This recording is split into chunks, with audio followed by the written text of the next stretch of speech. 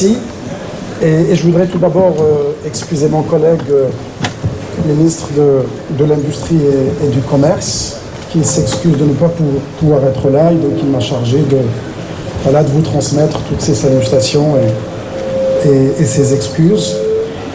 Monsieur le ministre d'État, ministre de l'Énergie et des Énergies renouvelables de la République du Niger, monsieur le directeur coordonnateur national des projets d'électricité de la République de Guinée, monsieur le directeur général de l'Agence marocaine de développement et de l'investissement et des exportations, monsieur le directeur général de l'Agence marocaine de l'efficacité énergétique, madame la directrice générale déléguée de Mazen, monsieur le directeur général PI de l'Institut de recherche de l'énergie solaire et énergie renouvelable, monsieur le président de la Fédération nationale d'électricité, de l'électronique et des énergies renouvelables, mesdames, messieurs, honorables assistance, très heureux de prendre part à cet événement d'envergure et qui traite d'une question d'actualité qui est en rapport aujourd'hui avec les défis de la transition énergétique et son corollaire, bien évidemment, la sécurité énergétique, qui est une des thématiques de souveraineté,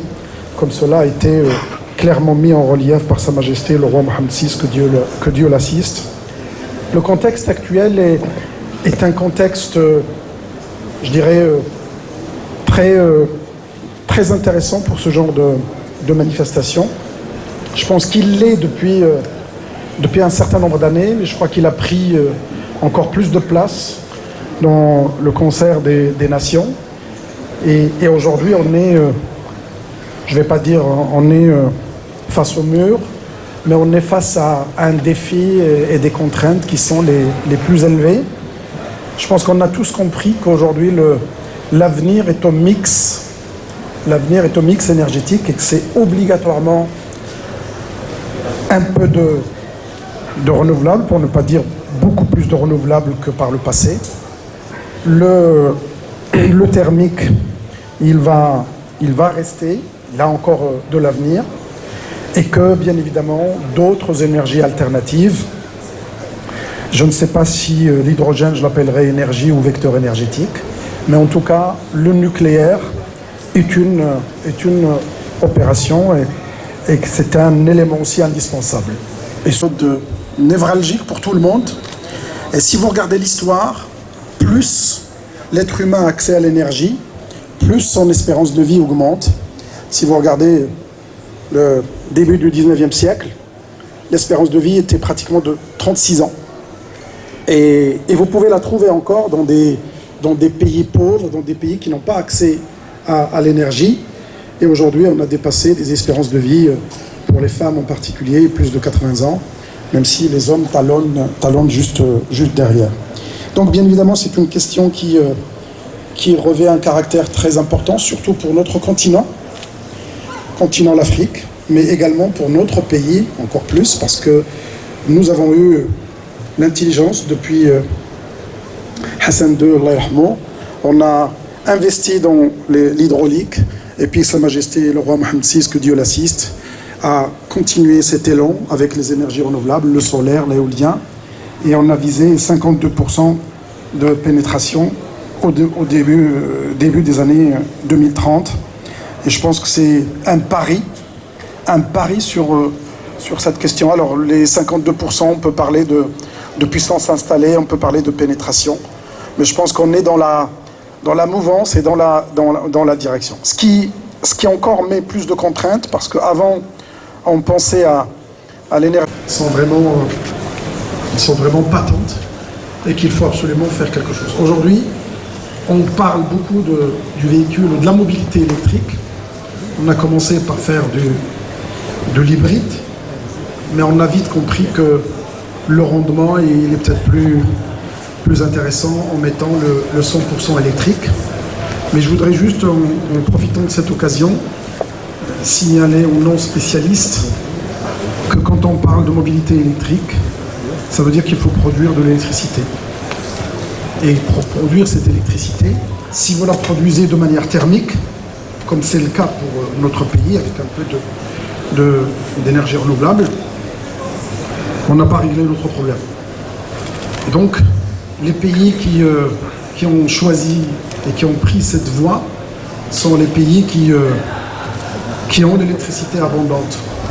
L'électricité abondante, ça veut dire qu'ils ont les technologies, en particulier le nucléaire, même s'il est dans sa version actuelle. Et que les options qui sont en train de se mettre en place, c'est qu'on envisage à partir de 2040-2050 plus de 20% de pénétration du véhicule électrique. Alors, les experts, j'allais dire, diffèrent. Il y en a qui disent 2030, mais on a constaté qu'aujourd'hui, on n'a pas dépassé les 7% sur le plan mondial, avec 50% de véhicules électriques produits, vendus en Chine. Ce qui fait que ce développement-là, ce développement chinois, il vient parce que, d'une part, il a beaucoup d'hydraulique, mais d'autre part, il a également beaucoup de nucléaire. Et ce qu'il y a derrière la prise, c'est un approvisionnement de centrales et comment vous alimentez ces centrales, quel est le business model qui est derrière.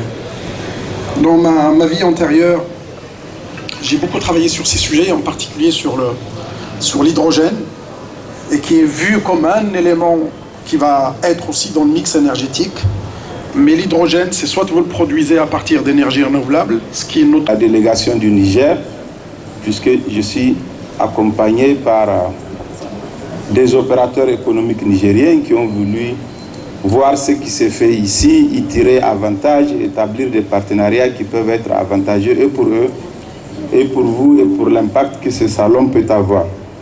Je voudrais dire que nous sommes très honorés de l'invitation qui nous a été faite de participer à ce salon qui parle d'une problématique particulière, celle de l'accès à l'énergie. Pour un certain nombre de pays africains, l'accès à l'énergie est un défi considérable. Les indicateurs d'accès dans la plupart de nos pays sont très très mauvais. Les chiffres sont très bas. Nous sommes tous réunis ici parce que nous sommes convaincus que l'énergie transforme la vie. Elle transforme la vie du citoyen lui-même qui a accès à l'énergie. Elle transforme le développement économique des États parce qu'on ne peut pas imaginer un modèle de développement sans énergie. Et elle permet à la science de se développer, à l'économie de se consolider, à l'industrie aussi de se développer davantage. Ces défis-là, dans la plupart de nos pays, nous l'assumons avec beaucoup de courage, mais nous avons besoin du soutien et de la participation du secteur privé qui est représenté ici. Il y a dans la plupart de nos États en moyenne une demande en énergie qui augmente chaque année de 10 à 12%. Mais à côté, vous n'avez pas une offre conséquente. Les États africains, malgré leur volonté, mais avec des ressources limitées, portent des projets pour améliorer l'accès à l'électricité, à l'énergie en général. Donc c'est à ce niveau-là qu'il me semble que le salon que nous tenons aujourd'hui a une importance, c'est de mobiliser le secteur privé à s'engager en Afrique pour contribuer au développement de l'accès à l'énergie. Moi, je voudrais vous dire, n'ayez pas peur de l'Afrique. C'est une opportunité. Aujourd'hui, l'Afrique, c'est l'avenir. Tout le monde vient en Afrique des autres continents. Donc ce serait surréaliste que des entreprises qui sont au Maghreb, qui sont dans cette zone, ne puissent pas prendre le courage et le risque d'aller contribuer au développement de l'accès à l'énergie. Le seul risque que vous courez, c'est de vous faire de l'argent, tout simplement. Donc, par nous-mêmes, par nos entreprises, en partie, où là, ça va se faire avec des produits et avec de la main-d'œuvre et avec de l'ingénierie qui nous vient d'ailleurs. C'est quand même, c'est une vraie question qui se pose. Rares sont les pays aujourd'hui qui peuvent afficher une croissance aussi forte de 10 à 12%. Maintenant, je ne vais pas être long, je voudrais finir avec une petite pensée. Et c'est une pensée qui est complètement africaine.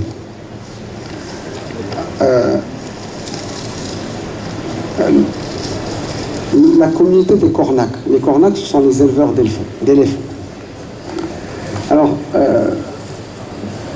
cette pensée, qu'est-ce qu'elle dit? Elle dit que ils ont compris, les Kornak, ils ont compris que pour attacher un éléphant, il faut l'attacher dans sa tête. Comment? C'est-à-dire, on va lui mettre une petite ficelle à ses pattes quand il est tout petit, donc il ne peut pas casser cette ficelle quand il est petit.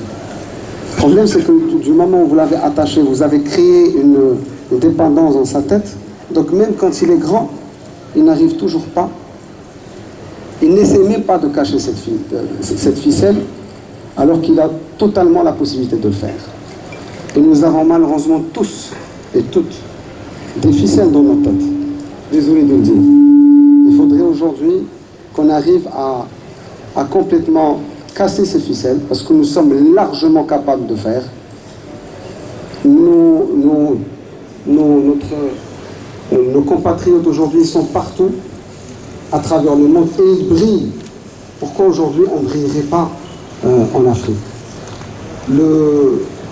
Je voudrais, comme mot de fin, dire que la FENELEC a toujours été disponible et que nous avons de très fortes ambitions que nous partageons avec, entre autres, le gouvernement et l'MDE.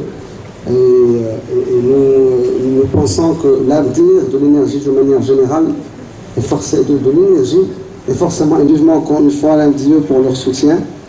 Je voudrais aussi remercier des gens qui font beaucoup, mais on ne parle pas assez d'eux. C'est l'équipe permanente de la FENELEC, à leur tête c'est Gremaï. Je souhaite aussi mettre en avant le grand travail des administrateurs de la FENELEC, mais aussi de l'agence de communication Global Fair and Event, ainsi que tous les médias. Je souhaite à toutes et à tous un excellent salon, en espérant que ça soit avec joie que vous venez nous voir et que cette joie se démultiplie quand vous sortez de notre salon, Inch'Allah. Merci beaucoup. Merci beaucoup, Ali Al-Harti, président de la FENELEC. Je vais demander à Si Mohamed Bachiri de venir.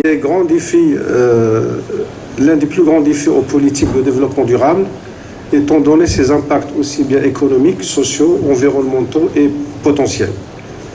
Par ailleurs, le secteur représente un enjeu stratégique majeur en termes de planification des infrastructures, de choix modaux, de développement de nouvelles technologies, dont les véhicules électriques.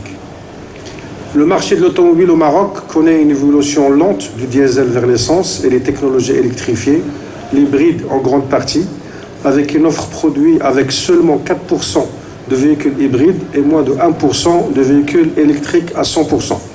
Concernée une étude qui vise à définir une feuille de route nationale pour la mobilité électrique et durable. Celle-ci servira à préparer les entreprises aux mutations en cours et à contribuer à atteindre l'objectif de la part des énergies renouvelables sur l'énergie totale fixée par le nouveau modèle de développement à 40% à l'horizon 2035. Plusieurs défis d'autres réglementaires et législatifs, techniques, économiques, sociaux et politiques nécessitent une mise à niveau afin de faciliter la pénétration et l'adoption des mobilités propres au sein du Royaume du Maroc.